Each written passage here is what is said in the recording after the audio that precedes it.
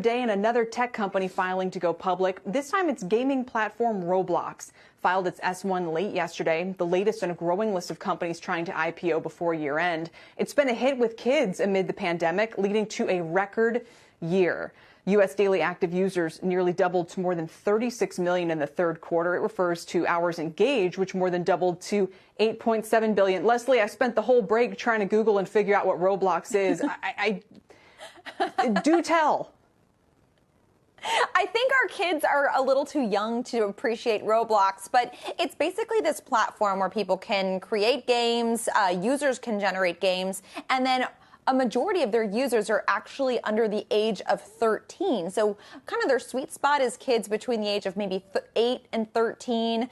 They're able to play games. They communicate with each other. They have their own digital currency called Robux that people can transact with, usually with their parents' money. But it's become, as you mentioned, just this they've seen a tremendous jump in their business, a tremendous jump in the amount of hours on their platform, because during the pandemic, everybody is stuck at home, kids included. This is the way that they're communicating with their friends. They're playing. They can host birthday parties on this site. They have educational programs that they can do. So kids have really turned to Roblox during the pandemic as a way to kind of spend their time. All right. So, Mike, I guess the question is, how much staying power does it have? And to broaden it out, we have seen a lot of companies filing lately. Affirm was another interesting one. Yeah. Is there a sense that people are in a rush to get these done? I think that certainly the market's very receptive. Valuations are pretty generous, and it's certainly a good time to do it. Who knows if it's going to be the absolute best moment and, it's going to get worse from here. But I understand why people want to get out here, because what the shutdown period has also done is it kind of raised people's threshold for what they're willing to value certain types of businesses are that have very long-term, growth dynamics to them. You don't have to be earning a ton up front. Roblox is a fascinating example because I do think it is a platform, as Leslie says. My younger one was kind of into it at that age, and it's sort of an on-ramp into social media for better and for worse. And it's very flexible. So games pop up, they become really popular, they fade away, but the platform and the Robux remain in place. Eric, I'm not sure if I understand it any better now than I did before, but look, we always know there's a new video game hit in town. I just wonder how much staying power this particular one's going to have. Well, if the idea here, this is more of a platform rather than a particular game, and there's all these developers, like we had the graphic up right now, over 250 developers have made $100,000 creating these games on the platform. But like Mike said, for better or worse, I've read about Roblox. There's a lot of seedy, sketchy things that you do not want your kids getting involved with on this platform. Parents who have written on social media saying, you got to keep your kids off of this because there are other kids taking advantage of younger kids for money and doing weird things. So I'm nervous about Roblox. I think it's a problem. But again, it's an entryway to social media for better or worse. There's the good, there's the bad, and there's people trying to make money off the platform. Right. Right. They're like, who would ever thought we'd say to the kid, just hurry up and get on Instagram? I guess that's the world we're in. All right, let's talk about what's some of the major changes we're seeing to movie theaters in the meantime.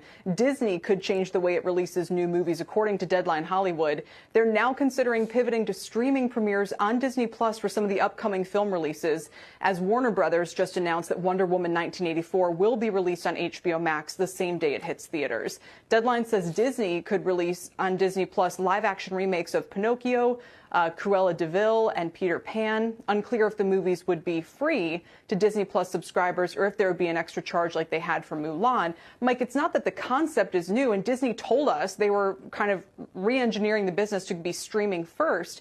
But if they're really now going to send these movies to your TV, coincidentally with the movie theaters, I mean, that's a huge headwind, obviously, for theaters, don't you think? For sure. For theaters, it's definitely, a further squeeze. I understand this is an in-between period for these companies to be making these decisions because these are movies in production that were financed and conceived as big box office winners. So they were based on the old economics, so when you could expect or hope for people worldwide to be in theaters and making your money back in these.